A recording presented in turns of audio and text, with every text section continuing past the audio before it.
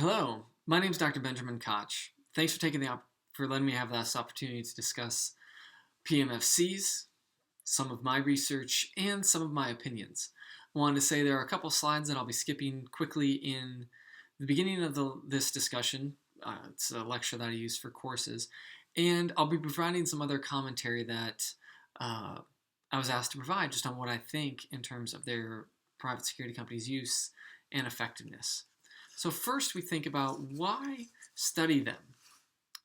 I would argue because the United States use of PMFCs is unprecedented, but they're not the only country or organization that uses private security companies. Organizations like the United Nations use private security companies, whether that is, which we'll get to, flying surveillance drones or physically protecting locations. Non-government organizations, especially humanitarian organizations, use physical protection from private security companies. Transnational companies, whether this is extractive companies like oil companies or mining companies that protect physical locations, or whether these are IT companies that hire private security companies for cybersecurity areas. And then obviously other national governments, including Italy's, hire private security companies for different links. Now, the two links here that I provide are just examples of when private security companies have been used. One, we think about there was an argument in the United States in 2018. It didn't get much traction, but there were people who would argue that NATO's efforts in Afghanistan should be privatized. Also, we think of the Wagner Group, which probably was more of a mercenary group than a private security company, but we think of them. They got in a firefight with U.S. Special Forces in Syria. So if you think about that, it's a Russian-hired Russian company shooting at Americans in Syria, and the United States used airstrikes and tactics to defeat the attack. But what if that had been Russian troops versus U.S. troops? And how much distinction is there between a Russian-hired Russian mercenary group versus Russian personnel? It's something that one of these questions with private security companies that we haven't asked yet, but we need to. Some of the other questions that we need to think about is, what's the role of the state? So when the United Nations or hires a private security company to help orchestrate some kind of effort, should they be doing it or should the state be doing it? Should airports only be protected by the state, or as it is in many countries, is it a private security company? Next is the use of force. Who in the international system has the right to use violence? Historically speaking, it's changed over time. Wallerstein was a very famous, I forgot which principality, but German, Austro-Hungarian, somewhere in there, I'm sorry on the history on that, who raised armies for kings. He raised them for, sometimes he raised armies during the Renaissance for both sides of a war. Well, now we transitioned to more state-centric uses of violence, and now perhaps we're moving back in a different direction. Then finally we think about, are there other ethical implications for when democracies use them? Right? Where should protections fall? Whose rights matter? I just read a most recent article on this question, thinking about migration. So when countries hire companies to help manage migration, who's responsible for those activities ultimately? And then finally, we think about something like the UN. Should the UN even be working with them? What's the implications for it? There's a lot of questions about how private security companies should be used. We think about quickly, where do private security companies fit in the political science literature? What I do and how I frame it is to think about military structure and force planning. So military PMFCs train, they provide cohesion, and they also provide flexibility. Here, flexibility, may also mean less democratic accountability. So if you can hire a company that you would otherwise use soldiers to do, your population is much less likely to know about that hiring of that company. That's some of the most recent work that I've been doing, is looking at both how often that happens and then also looking at the democratic link for hiring of those companies. There's also a question about, do PMFCs improve military effectiveness? So if you're a military and you hire a private security company, are you going to be better at your job? Overall, the literature suggests not really. Debbie Avant, and Molly Dunnigan, both of these scholars who are superb, find that privatization means you may gain some flexibility, you may gain some benefits, but you also lose in accountability and in chain of command. What we mean in that context is, who's in charge of the private security company? And we saw this a lot, especially in the U.S. operations in Iraq. If the security company was hired by the State Department but is operating with the Department of Defense, who is in control of that private security company? The private security company would frequently say, well, it's the State Department because that's who our contract is.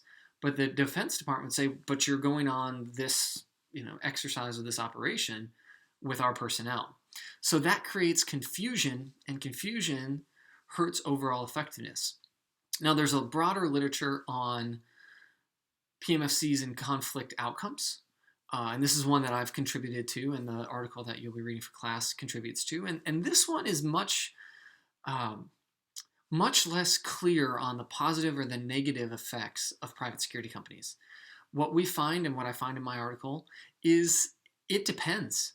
Sometimes private security companies are beneficial in achieving a conflict outcome. Now remember, conflict outcome doesn't necessarily mean peace.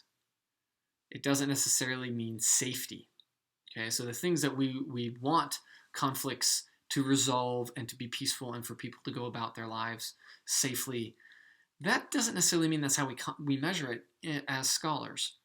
If we think of Peterson's article or Elizabeth and Sadine's articles, they look at things like conflict duration and things like casualties or conflict friendly fire incidences. Well, and what that suggests across these things is that we still have a lot to learn about the effectiveness and the usefulness of private military and security companies.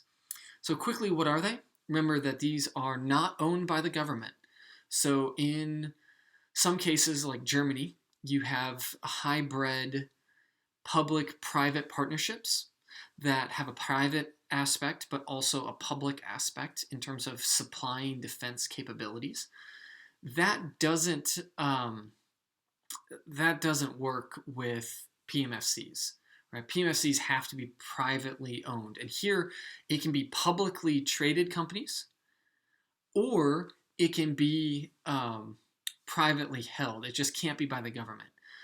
We think about military and security. What this means essentially is simply that there's a range of services that they provide.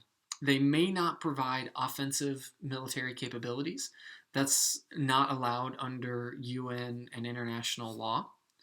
But they can provide up to that. So they can provide self-defense. So if they're shot at, they can return fire.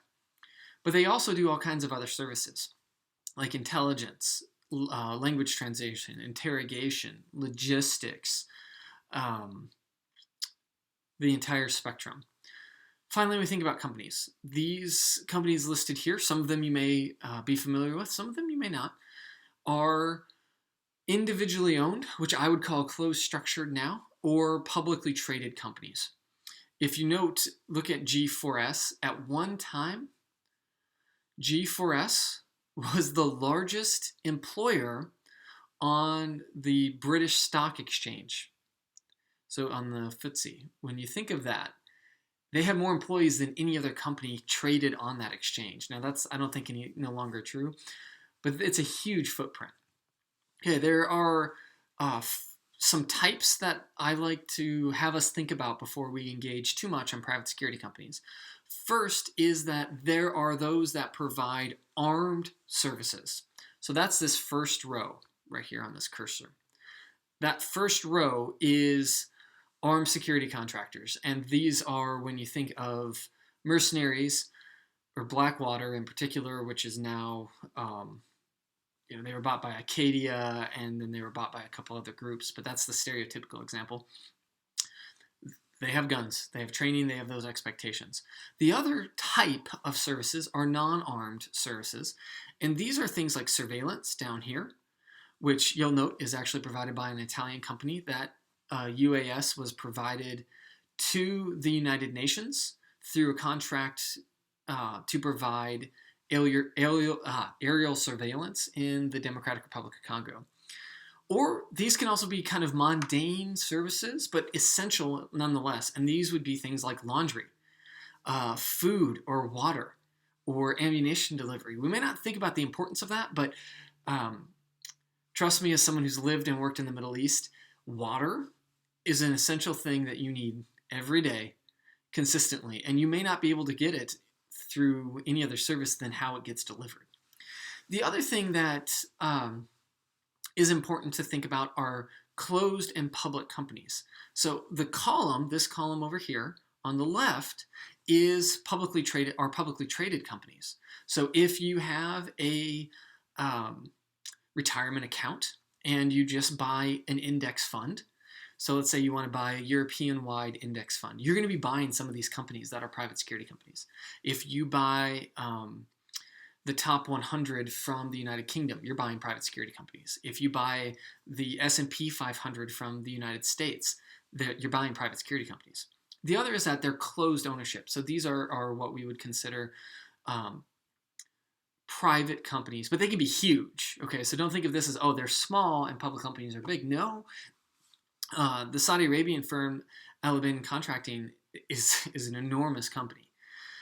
These are important because when we think about how to answer the question of, are private security companies beneficial? I spend a lot of time thinking about how to think about that question before we answer it. The next way to think about this, and then I'll answer some of these other questions, are they provide direct military service. So here you can see a Predator drone and logistic support in terms of movement to a battlefield or within a battle space.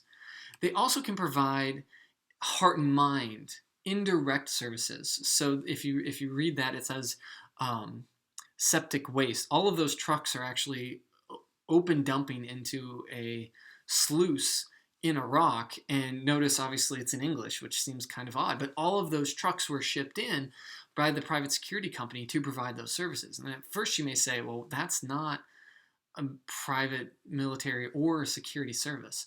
As we've learned, human security, making sure societies are safe, making sure you have the fundamental building blocks of life, are absolutely part of national security policies, as well as personal security. The other picture on the right is a private security company that is both building the school, which is what they're building right there, as well as the providing physical security. All right, so the next slides, and I'll have these things available for your professor to just pass those slides out, but they kind of outline what a mercenary is and what private security companies are doing. But I wanted to take a minute to answer some of the questions that about what I think, which I don't usually do. My students know that I don't share my opinion very often because I think it's really important as a scientist to say, okay, are private security companies good or bad? I don't have a good answer for that. What I would say is it depends on the conditions of how a company is managed and what services it provides and the infrastructure around it. So let me give you the best example for a private security company.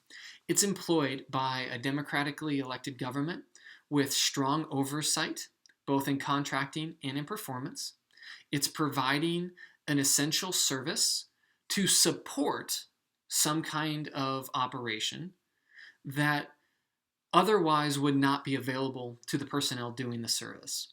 So if this is a humanitarian response or if this is a military operation, either way, you want to make sure that the PMFC is providing a service that you can't get any other way, right? So PMFCs, in my opinion, are a last resort. You don't think, okay, we're going to conduct this intervention into a foreign country, and if we can't pull it off if we don't hire a whole bunch of people privately. Ooh, maybe you shouldn't do it, okay, in my opinion.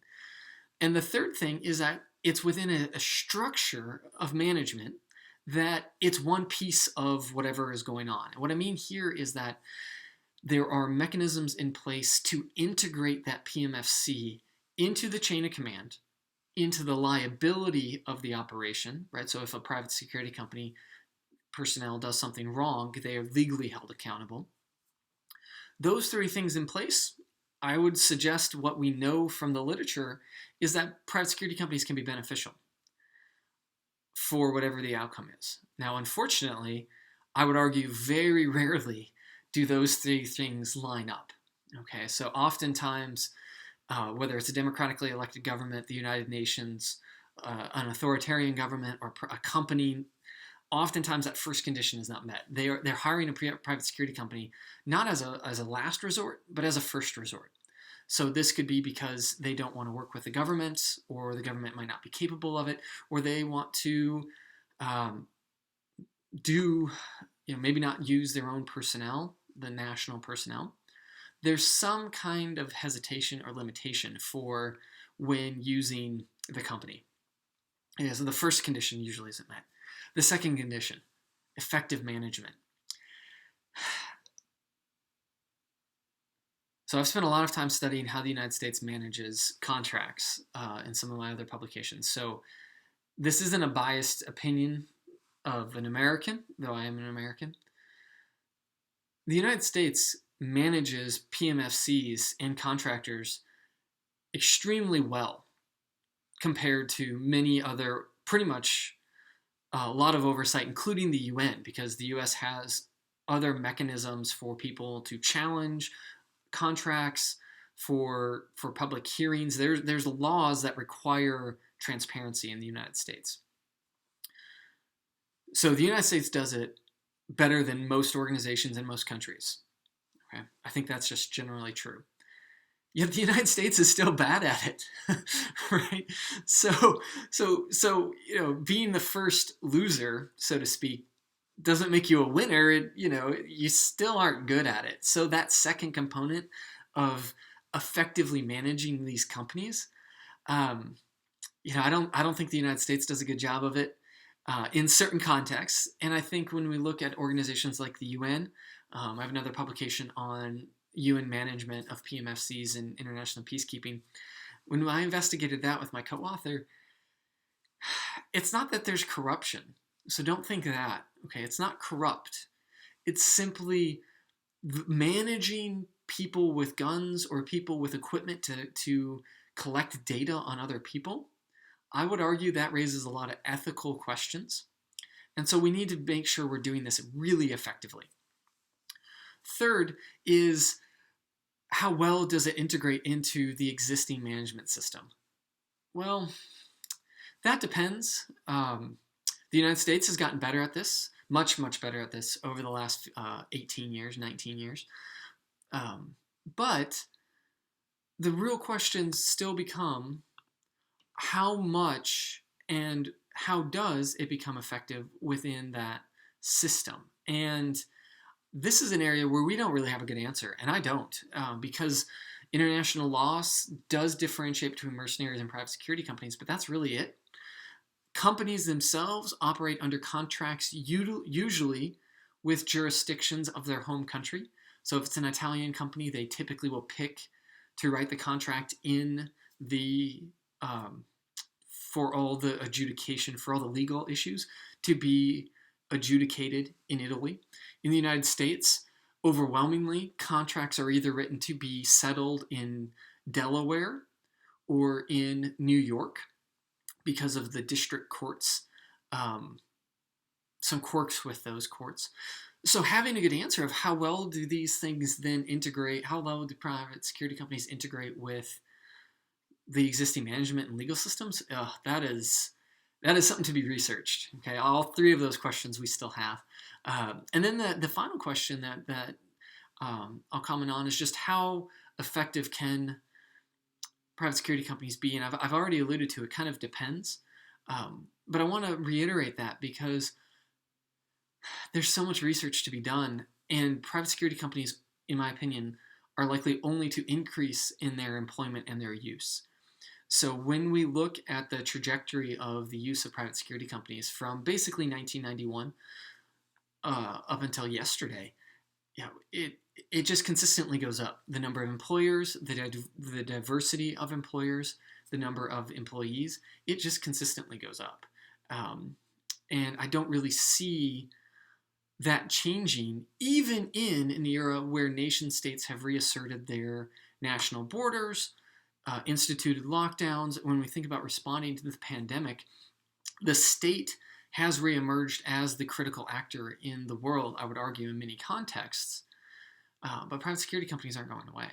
In fact, what has happened in many contexts is the state wants to accomplish some kind of state-centric goal, and they hire a company to do it.